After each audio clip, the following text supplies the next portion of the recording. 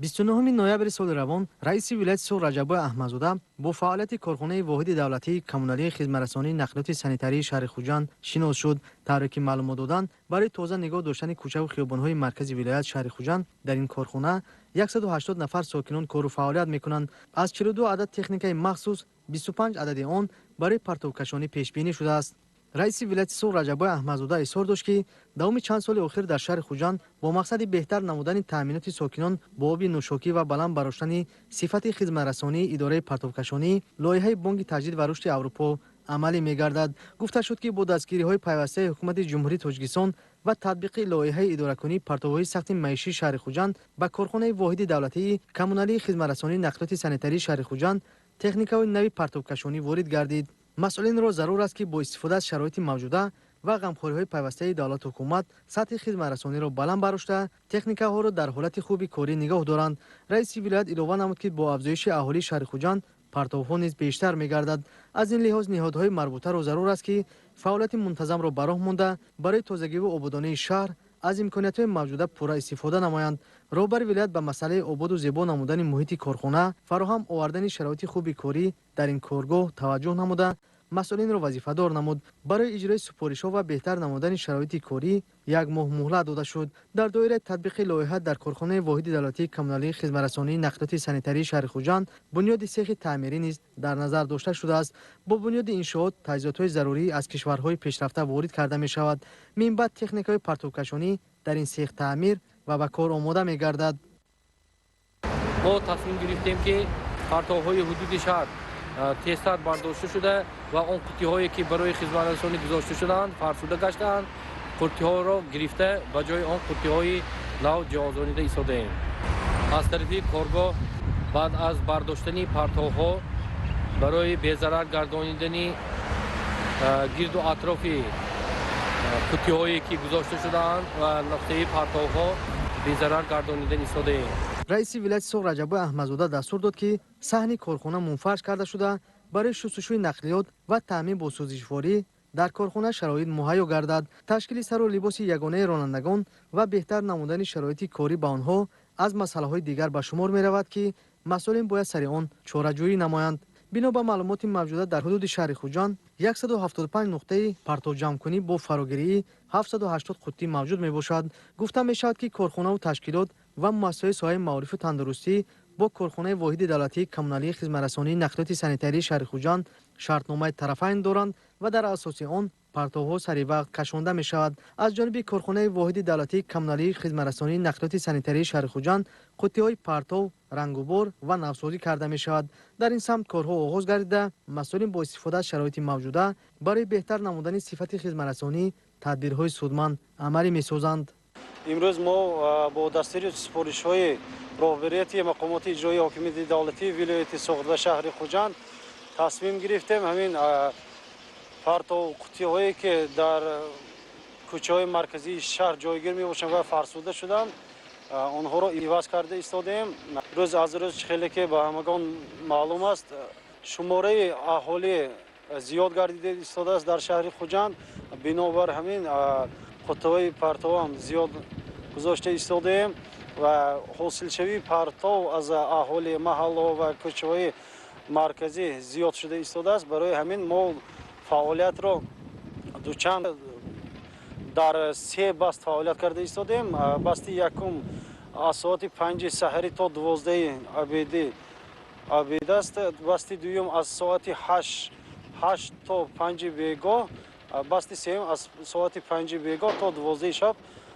дар 3 баст пурра нақлиётҳои мо фаъолият карда истоданд. мо ҳамин давоми 2 рӯз аст ки қуттиҳои фарсударо иваз карда истодаем. имрӯз зиёда аз 20 адад қуттиҳои фарсуда иваз карда шуданд.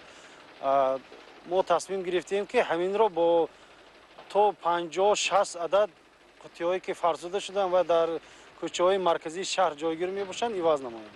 фаъолияти кормандони корхонаи воҳиди давлатии коммуналии хизматрасонии нақлиёти санитарии шаҳри Хуҷанд дар 3 баст ба роҳ монда шуда тавассути нақлиётҳои махсуси партовкашонӣ то 600 метри куби партов аз ҳудуди шаҳр берун бароварда мешавад. сари вақт тоза накардани партовгоҳҳо аз партов باعث خروج همه گونه بیماری‌های سرایتی شده می‌تواند. از این خاطر مسئولین کارخانه واحد دولتی کمونالی خدمت‌رسانی نقلیات سانیتری شهر خوجند وظیفه‌دار گردیدند که در این سمت تدبیرهای سودمند اندیشیده کوچه و خیابان و دیگر موضع‌های شهر خوجند را از پرتو تازه نگاه دارند. رئیس ولایت سوغ رجب احمدزاده در شهر خوجند با روند کارهای آبادانی و سازندگی شناس گردیده برای وسعت کارهای سازندگی به شخصان مسئول سفارش‌های ضروری داد. عین زمان در حدود شهر برای شناندن نهال‌های همیشه سبز و آرایشی و کارهای کبودزارکنی زمینه گذاشته می‌شود با مقصد از بین بردن مشکلات نقلیات جمعیتی و کم نمودن تنبشوی نقلیات.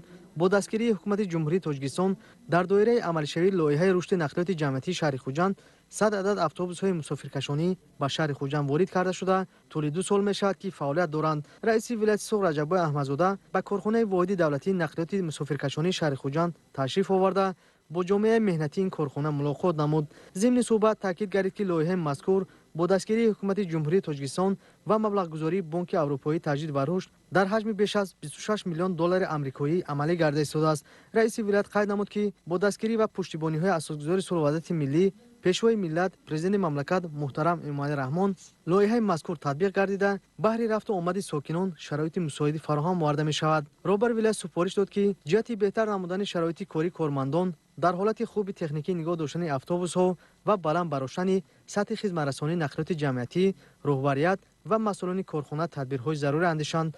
برای رئیس ولایت سوغ رجب احمدزاده معلومات داده شد که در اتوبوس‌های شهر خوجند سیستم پرداختی غیر نقدی راه‌اندازی کرده شده است. مسافران توسط کارت‌های الکترونی ارزش راهگیری را پرداخت می‌کنند. ارزش چنین کارت‌های الکترونی 10 سومانی بوده آن را میتوان در 74 ترمینال‌های حدود شهر جایگیر شده خریداری کرد. گفته میشود که در صورت حساب کارت خریداری شده 6 سومانی باقی خواهد ماند که مسافران آن را میتوانند برای پرداخت راهگیری استفاده نمایند. تشبث مذکور در دایره لایحه رشد نقلیات جمعیتی در شهر خوجند آغاز شده است. همزمان در دایره لایحه مذکور نوسازی کارخانه واحد دولتی نقلیات مسافرکشان شهر خوجند در نظر داشته شده کارهای ساختمانی نیمه یکم سال 2020 شروع می‌گردد. تا ماه فوریه از نوسازی سر میشه شروع میکنند. در دور لایحه جای تعمیر کردن نقلیات بمب‌پوشی از نو همه بوکس‌ها هست همه همون از نو میشد. جای کاری راننده ها و استاها و همش از نو میشه. 100 عدد اتوبوس وارد شدگی بود در اساس لایحه.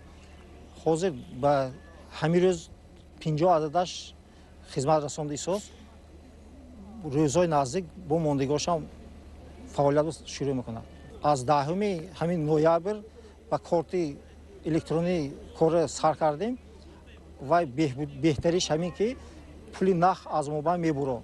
راننده ها هم سوگ میشد فقط فعالیت خودشونده اینوبت میگیرد. شهرونده ها باشه دیگر و های هم کاری آسان میشد به پول فعالیت میکنند. در آینده باز در نظر داشته شده است که از 50 تا 80 تا اتوبوس‌های نو وارد میشد شهر خوجند برای بهبودی خدمت رسانی شهر خوجند برای خلق مسافران خدمت میرساند. رئیس ولایت سوغ رجب احمدزاده ضمن شناسایی با فعالیت کارخانه واحد دولتی نقلیات مسافرکشانی شهر خوجند اظهار داشت که در آینده نزدیک 50 عدد اتوبوس‌های نو زمانوی وارد می‌گردد. این تصمیم به خاطر باز هم بهتر نمودن شرایط خدمت‌رسانی نقلیات جمعیتی در مرکز ولایت و شهر و نواحی اطراف آن معنی داد می‌گردد.